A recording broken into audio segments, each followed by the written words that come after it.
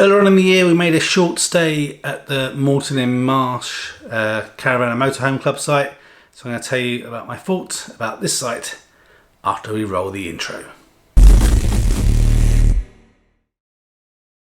So we only stayed a couple of nights at Moreton in the Marsh. We were on our way to the Burford Caravan site, which I've been to a few times. I'm not going to do another review of that because I've mentioned it already. It's definitely up there in my top 5 campsites I've been to so far, but that site wasn't available the whole week, so we just stayed for 2 days at Moreton in the Marsh. When we arrived, a little bit of issue kind of getting off the road. I guess we arrived at exactly the wrong time.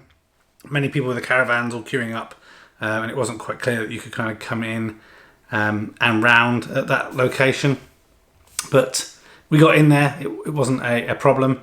The site itself is actually kind of strange in its layout, or at least it felt strange in its layout. It's quite big and felt to me a little bit weird to navigate, but we got to our pitch and rolled in. Everything was absolutely fine.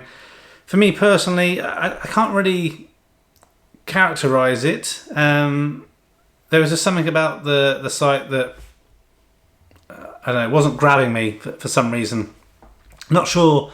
Well, it was pretty clean and pleasant, everything, but there was just something about it that didn't gel with us. So it's not on our top 5 list of places to go back to.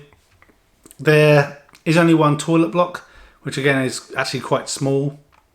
So that may have been kind of part of the problem. It seemed like there was a lot of pitches and not a lot of facilities. Has a really good park for the kids though, and a large kind of off-lead dog walking area, so that was really good. They also have some kind of glamping spots which is near the kids park, and some static homes as well, so that's good. And then there's a kind of a walkway through various farmers' fields and stuff, and you can obviously walk into Moreton in the Marsh if you want. So that was all pretty good in terms of those facilities.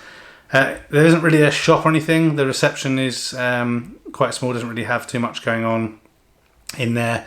They do have some vans that come, like most of these sites. We tried, can't remember the name of the thing now, be on the video overlays, but I had a burger, the kids had some hot dogs, and they weren't great. It was called a gourmet burger, and it was not a very good burger. It was just a plain bun and a bit of lettuce.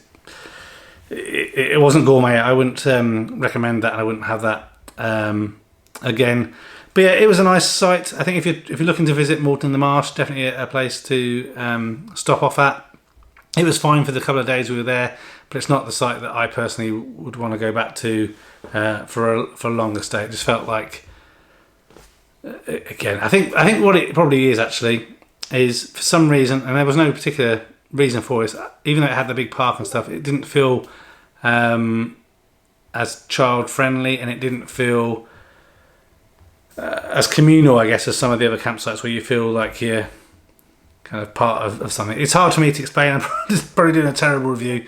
If you don't have kids, and actually it probably is a better place to stay, perhaps, even though they have, again, the great park and everything. So I don't know if that really helps, just sharing again another trip, another site, and really what this year's all been about is just trying different sites out, find out what we like, what works for us. Just because we like it doesn't mean that you will or won't or whatever.